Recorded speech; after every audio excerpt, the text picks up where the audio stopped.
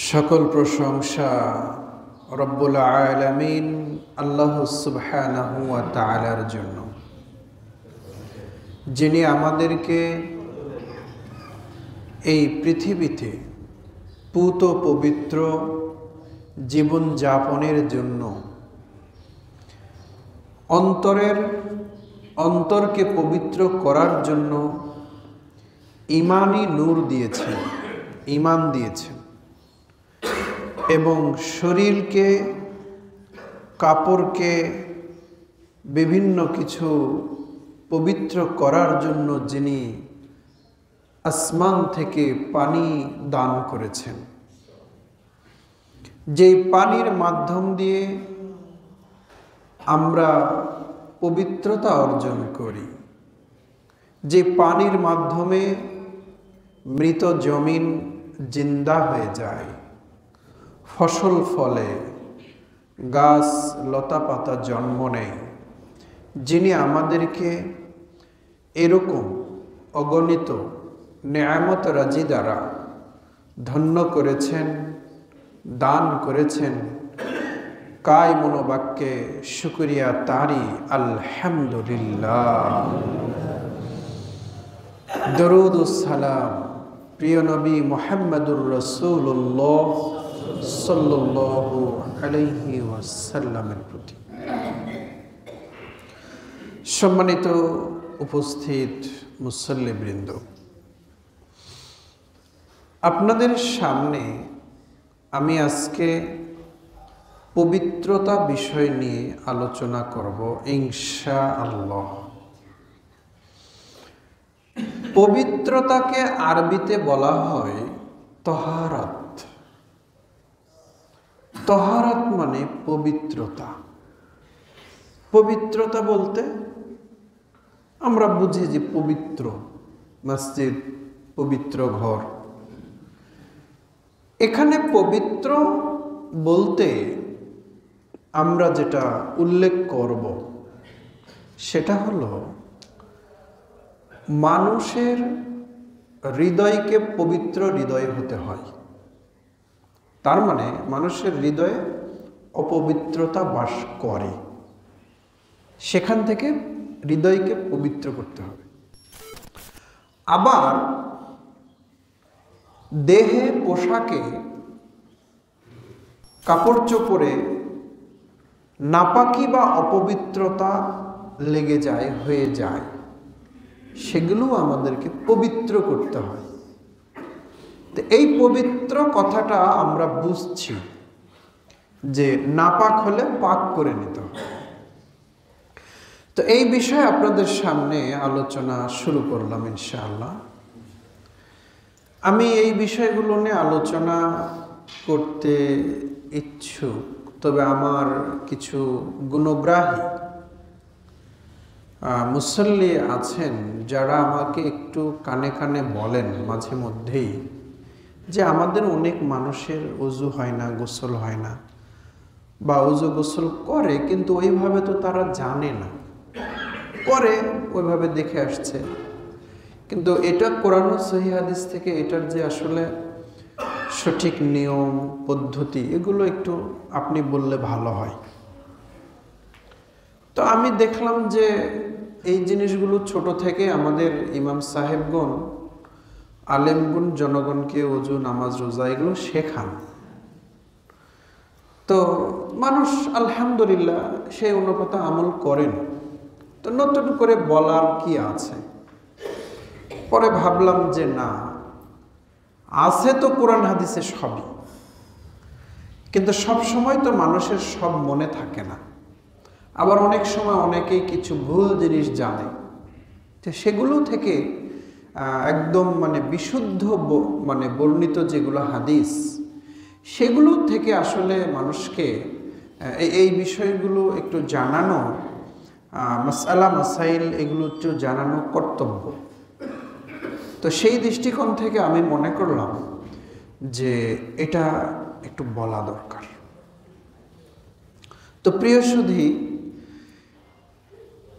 আপনারা জানেন যে এই মসজিদে আপনারা যারা এসেছেন আপনারা সাধারণত গোসল করেছেন, যদি কোনো বিশেষ কোনো রোগ অসুস্থতা না থাকে তাহলে আপনারা গোসল করেছেন। এরপরে আপনারা কি করেছেন? অজু করেছেন। আপনারা আরও কি করেছেন? যে কাপড় বা যে পোশাকগুলো আপনারা পরে এসেছেন, পারতপক্ষে এখানে কোনো নাপাক জিনিস লেগে আছে এটা জানলে আপনি সেটা পরেননি। তার মানে বোঝা গেল যে আমি কিন্তু পবিত্রতা অর্জনের মধ্যেই আছি। এটাই পবিত্রতা। এটাই পবিত্রতা, মানে আপনার শরীর পবিত্র, পোশাক পবিত্র, যে জায়গায় বসে ইবাদত করছেন ওই জায়গাটাও পবিত্র, মানে নাপাক কিছু নেই। তার মানে বোঝা গেল আপনারা কিন্তু এইটার উপরে কিন্তু আমলেই আছেন। তো এই আমলে থাকাটার ব্যাপারে আল্লাহ রাব্বুল আলামিন কোরআনুল কারিমে বলেছেন আপনাদের ব্যাপারে যে ইন্নাল্লাহা ইউহিব্বুত তাওয়াবিন ওয়া ইউহিব্বুল মুতাতাহহিরিন, যে নিশ্চয়ই আল্লাহ সুবহানাহু ওয়া তাআলা যারা পাপ থেকে, মানুষ হিসাবে পাপ তো হবে না, কিন্তু পাপ নিয়ে বসে থাকলে তো হবে না, এটা ক্ষমা করে নেওয়ার জন্য আবার আমাকে আল্লাহর কাছে তওবা করতে হবে, ফিরে আসতে হবে, ইস্তিগফার করতে হবে। তো এই যারা আল্লাহর পথে ফিরে আসে, তওবা করে, এই লোকগুলোকে আল্লাহ রাব্বুল আলামিন খুবই ভালোবাসেন, খুবই ভালোবাসেন। তার মানে একটা জিনিস আপনারা দেখেন যে আমরা যারা শিক্ষকতা করি, আপনাদের বাসায় সন্তানেরা আছে, যদি কেউ কোনো অন্যায় বা কথা শোনে না, এরকম কাজ করে, তাহলে আমরা রাগ হয় না?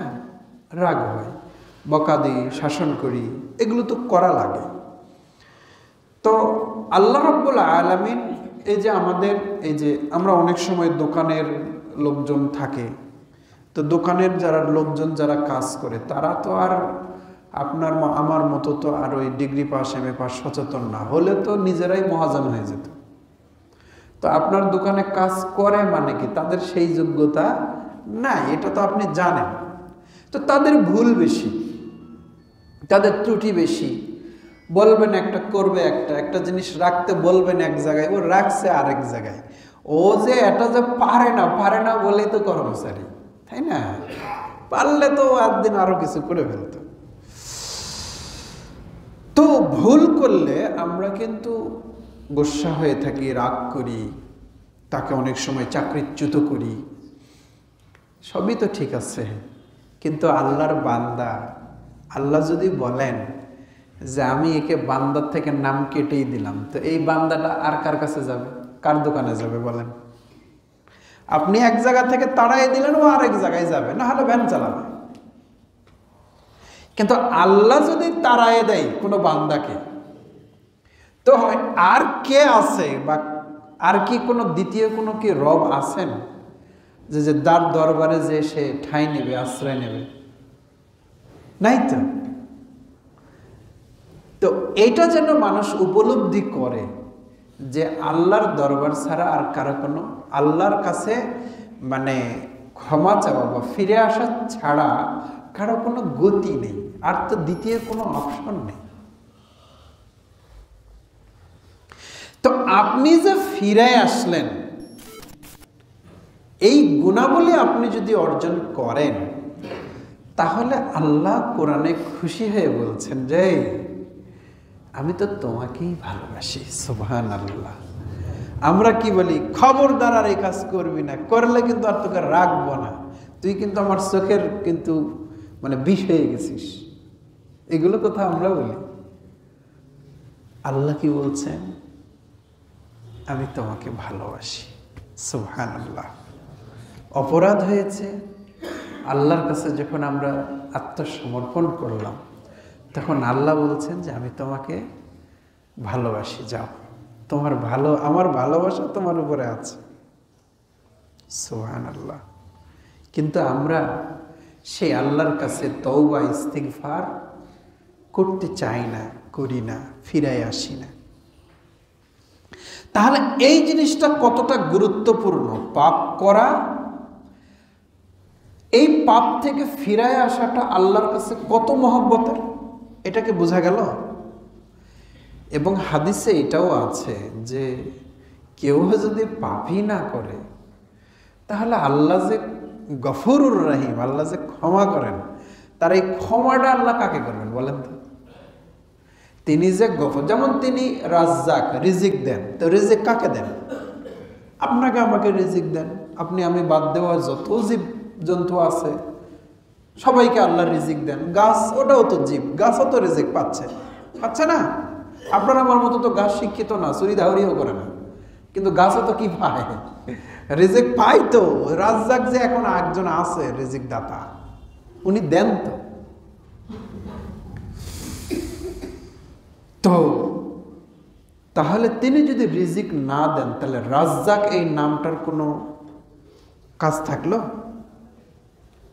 তো তিনি যদি ক্ষমা না করবেন তাহলে তিনি যে গাফফার, তিনি যে গফুর, মানে ক্ষমা করবেন, এটা যে তার একটা 99 নামের বা তার নামের যে একটা নাম, এই যে কাকে ক্ষমা করবে? আপনাকে আমাকেই। তো এমনও হাদিস আছে যদি কেউই পাপ না করে তাহলে আল্লাহ এই জাতিটাকেই মানে নিয়ে নেবেন, নিয়ে আরেকটা জাতি দেবেন যারা পাপ করবে আবার আল্লাহর কাছে এসে কি করবে? ক্ষমা চাইবে। তো আমরাই তো সেইটা, আর তো হবে না। আপনি আমি কি বলতে পারবো যে আপনি আমি আপনার আমার পাপ নেই, গুনাহ নেই? এটা তো বলতে পারবো না। তা আপনি আমি সেইটা যে আপনার আমার পাপ হবে, আবার তওবা করে আল্লাহর কাছে ফিরে আসব। আল্লাহ কি বলেন? আমি তোমাকে ভালোবাসি। বলেননি কিন্তু যে তুই দূর হ, এইটা না। তাহলে এই বিষয়টা গুরুত্ব বোঝা গেল। তো এটার সাথে আল্লাহ বলছেন ইন্নাল্লাহা ইউহিব্বুত তাওয়াবিন ওয়া ইউহিব্বুল মুতাতাহহিরিন। এবারে আল্লাহ কি বলেন যে এই রকম যে পাপী বান্দাগুলো যখন আল্লাহর কাছে এসে ক্ষমা চান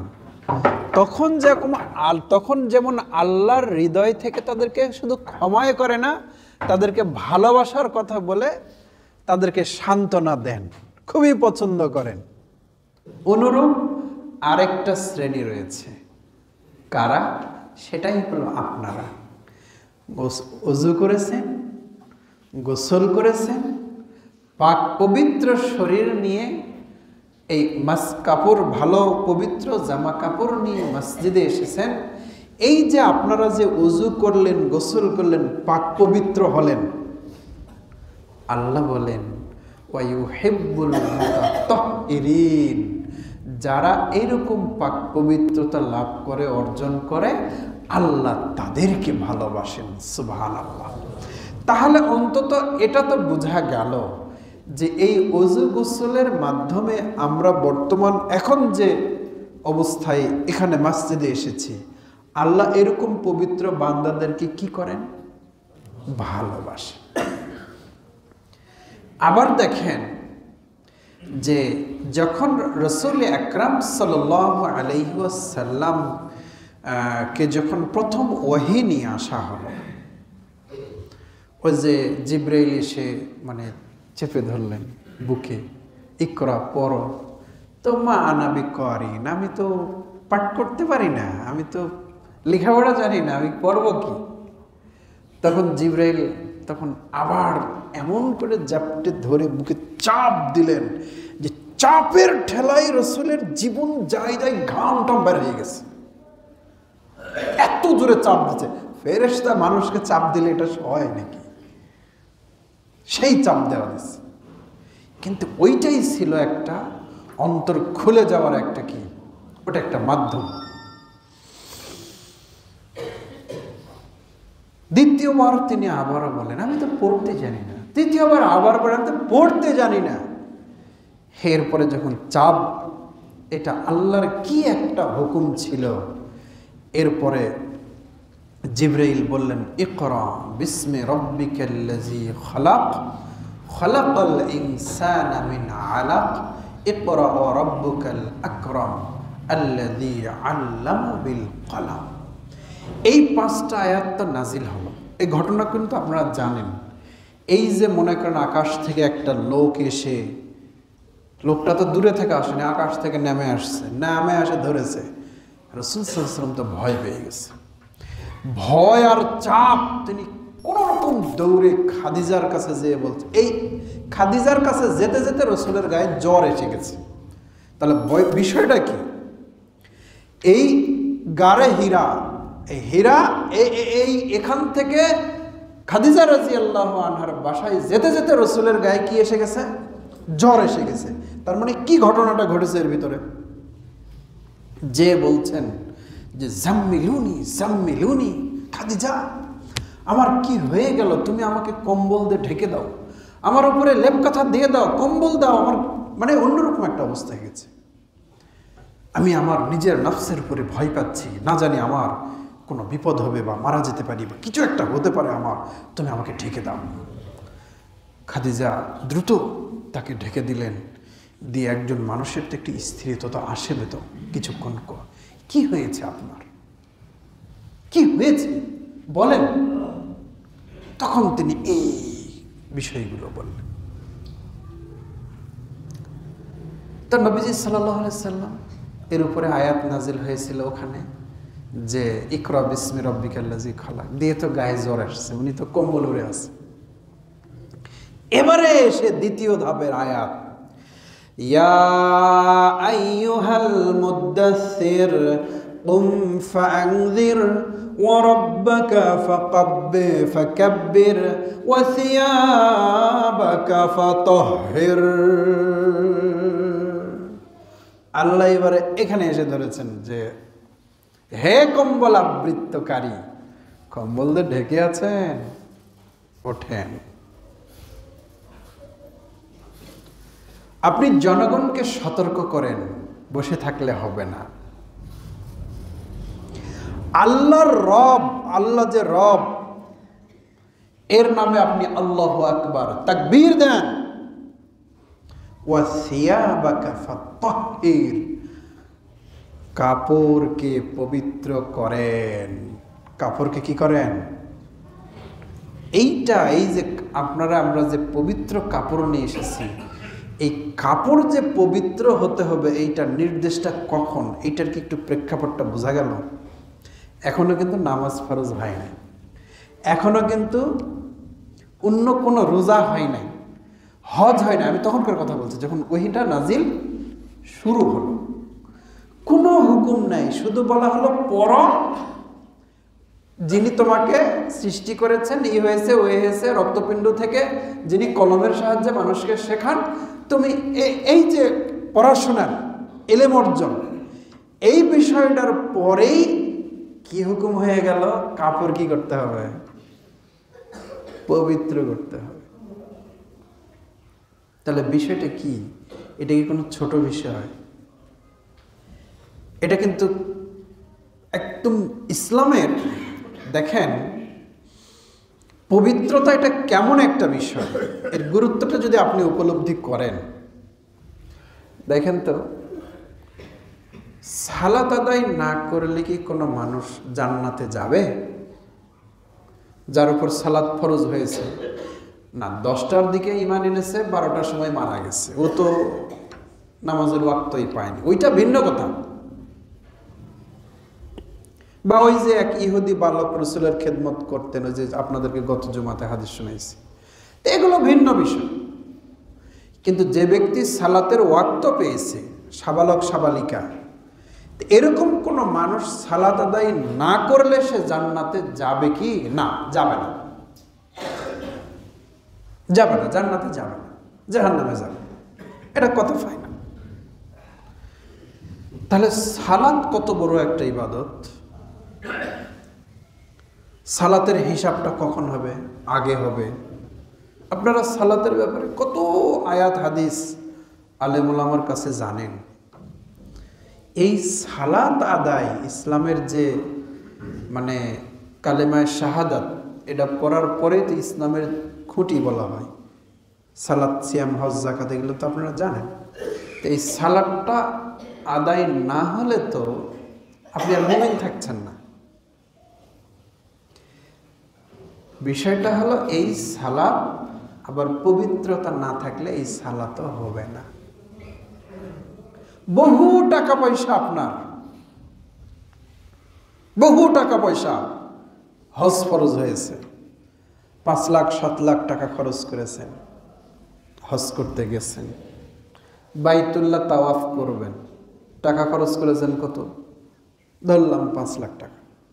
কষ্ট করেছেন এতদিন, কতদিন, 1 বছরের প্ল্যান, কখন পাসপোর্ট করেন, তারপর ভিসা করেন, তারপর নিবন্ধন করেন, তারপর করেন ও করেন, প্রাক নিবন্ধন, তারপরে মানে কনফার্মেশন, এই করতে করতে কত প্রক্রিয়া, 1 বছরের একটা প্ল্যান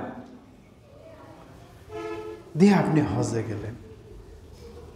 আপনি এখন বাইতুল্লাহ তাওয়াফ করবেন, কিন্তু আপনি আর প্রতিদিন যেটা ছোটবেলা থেকেই ওযু করা শিখছেন, আপনি আর ওযু করেননি, বুঝলেন?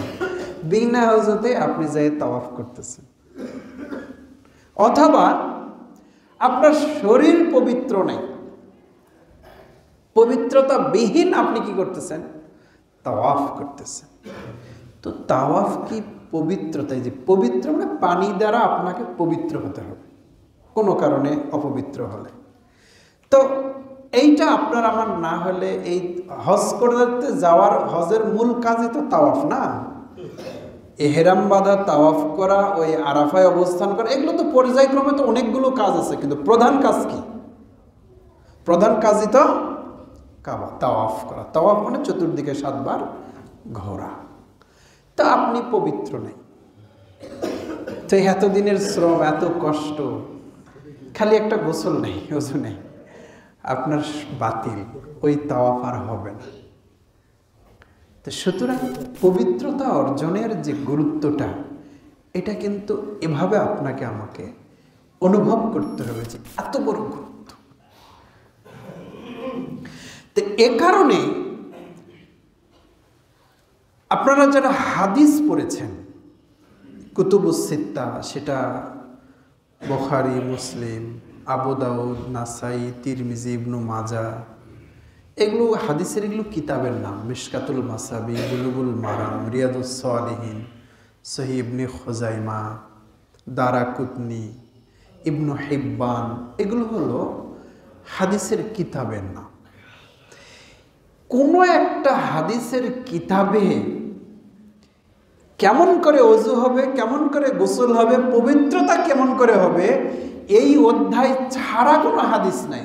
প্রত্যেকটা হাদিসের কিতাবেই এই পবিত্রতা অর্জনের কথাটা আছে।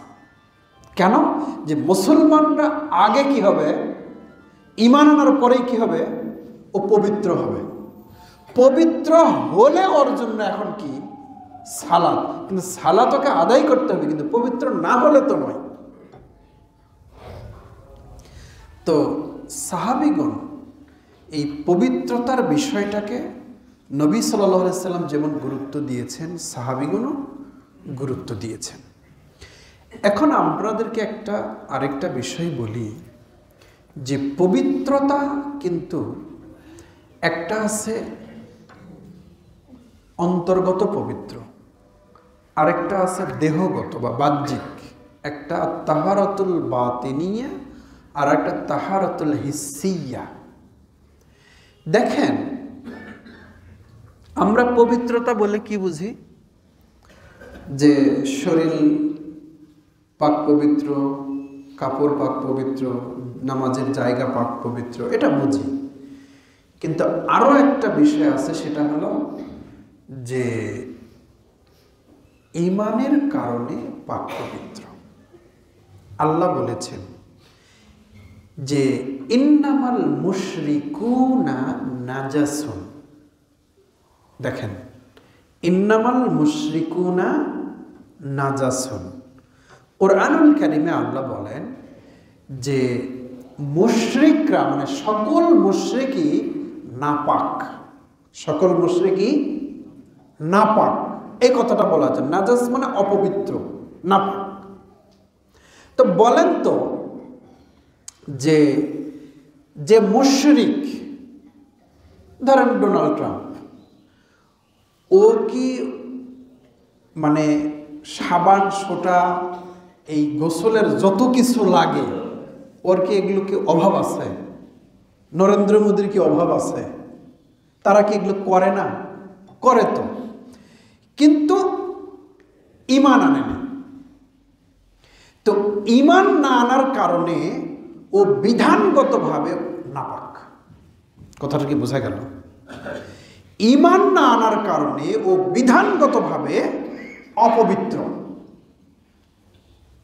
এটা কুরআনুল কারীমের কথা। তাহলে দেখেন, পবিত্রতা অর্জনের ক্ষেত্রে প্রথম পবিত্রতাটা কিসের? ঈমানের। আপনি যদি ঈমান আনেন, তাহলে আপনি অন্তরের দিক থেকে পবিত্র হলেন।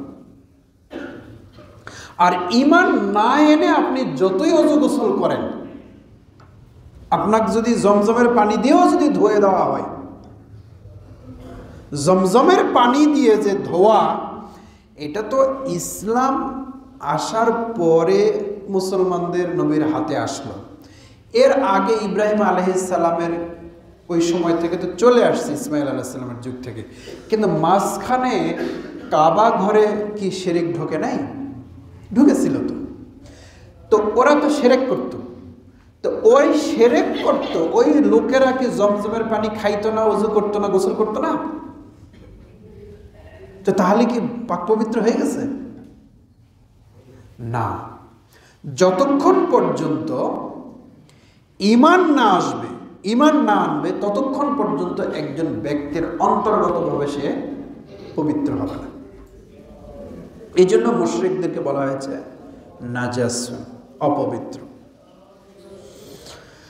عن أبي هريرة رضي الله تعالى عنه قال আবু হুরায়রা রাদিয়াল্লাহু তাআলা আনহু বলেন, একদিন রাসূল আকরাম সাল্লাল্লাহু আলাইহি ওয়াসাল্লামের সাথে আমার সাক্ষাৎ হলো ফি বাদি তরিকিল মদিনাতি, মদিনার যে অলিগলি রাস্তা আছে, মদিনার যে অলিগলি রাস্তা আছে, এই অলিগলি রাস্তার কোনো একটা রাস্তায় আমার সঙ্গে রসুলের দেখা হয়ে গেল।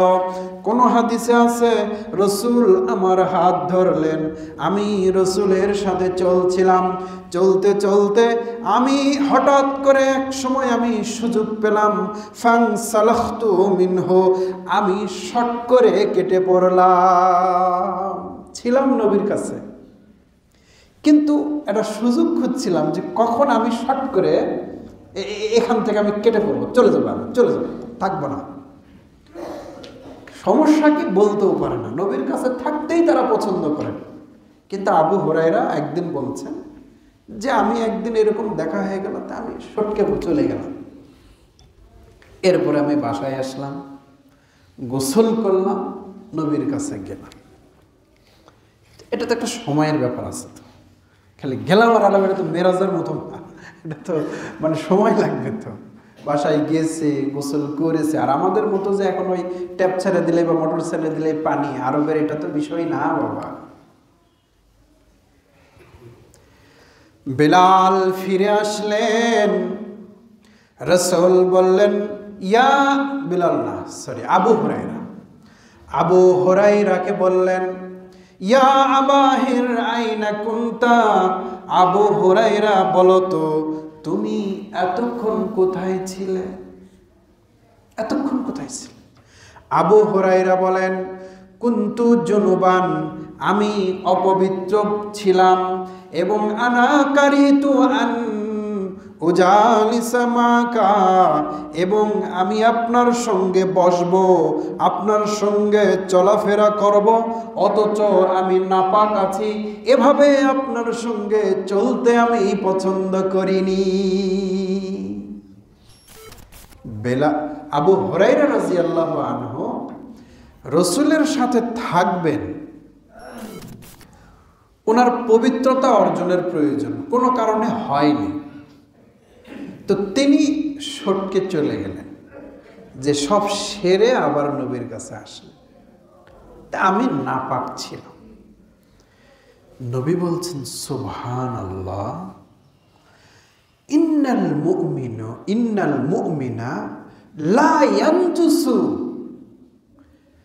নিশ্চয় মুমিন অপবিত্র হয় না। মানে নিশ্চয় মুমিন কি হয় না? অপবিত্র হয় না। দেখেন কথাটা কি দাঁড়ালো। আবু হুরায়রা তো অপবিত্র, তাছাড়া গোসল করতে যাবে কেন? তাই না? গোসল ফরজ হয়েছে এমন অপবিত্র, তো তাছাড়া গোসল করতে যাবে কেন? আর নবী বলছেন যে ইন্নাল মুমিনা লা ইয়ানজুসু, মুমিন তো সুবহানাল্লাহ। তিনি আবার এক আশ্চর্য হয়ে বলছেন সুবহানাল্লাহ, আরে মুমিন তো অপবিত্র হয় না। তাহলে উনি যে অপবিত্র ছিলেন যে,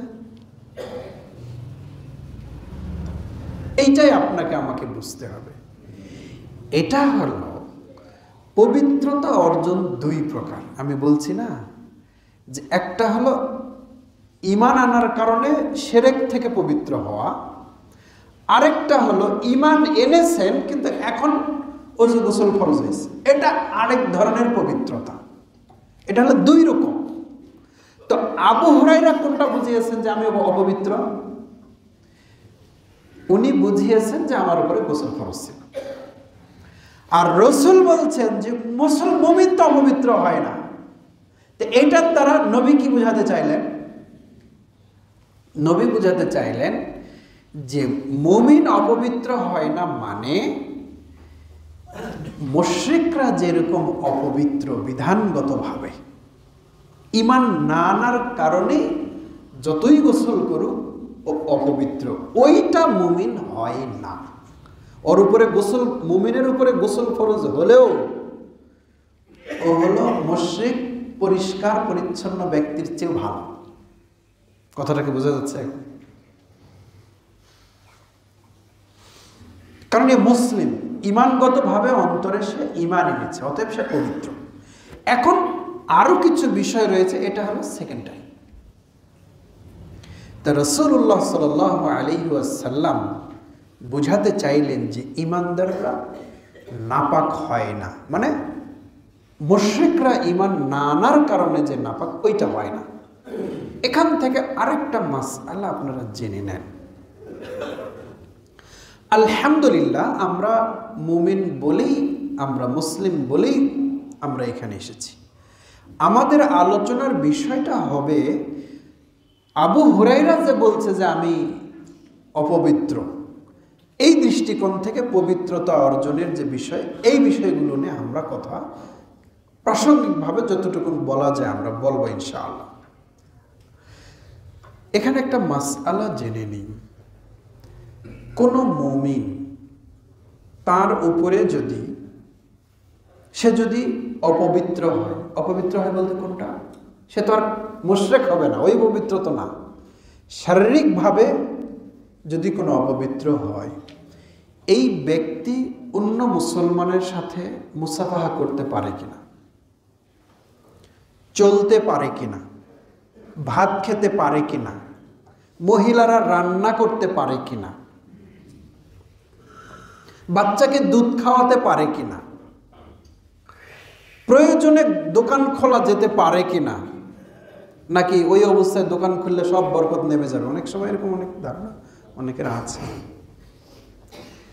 বিষয়টা হলো আপনার উপরে সালাত ফরজ। এটা বললে তো আপনারা আবার আরেক দিকে নিয়ে যাবেন, যতটুকুন ছিল অতটুকুনও থাকবে না। এমনি তো নামাজ পড়ে না, তারপরেও না ভয়ে গোসল করতো, ওই গোসলও বাদ দেয় কিনা এটাও তো এখন ভয়ের ব্যাপার আছে।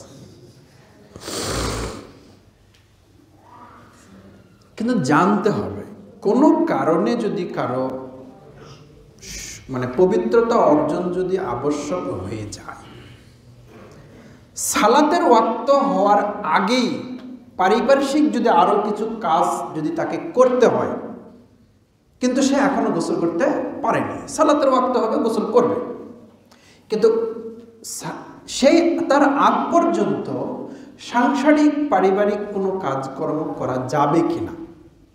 হ্যাঁ, করা যাবে, অসুবিধা করা যাবে, রান্না বাড়ি খাওয়া দাওয়া সবই করা যাবে, এতে করে কোনো অসুবিধা না। এটা হতে পারে, এটা শরীয়তে জায়েজ হয়েছে, এতে করে কোনো অবরকতের কিছু নেই। এটা হলো মাসআলাগত বিষয়। তো যাই হোক, আমরা এই বিষয়ে আরো কিছু আলোচনা করব। আল্লাহ রাব্বুল আলামিন বলেছেন, ইন্নাল্লাহা ইউহিব্বুত তাওয়াবিন ওয়া ইউহিব্বুল মুতাতাহহিরিন। নিশ্চয় আল্লাহ তওবাকারীকে ভালোবাসেন এবং পবিত্রতা লাভকারীদেরকে ভালোবাসেন। আল্লাহ আমাদেরকে সেই তওবাকারী এবং পবিত্রতা অর্জনকারী বান্দা হিসাবে কবুল করুন। আল্লাহুম্মা।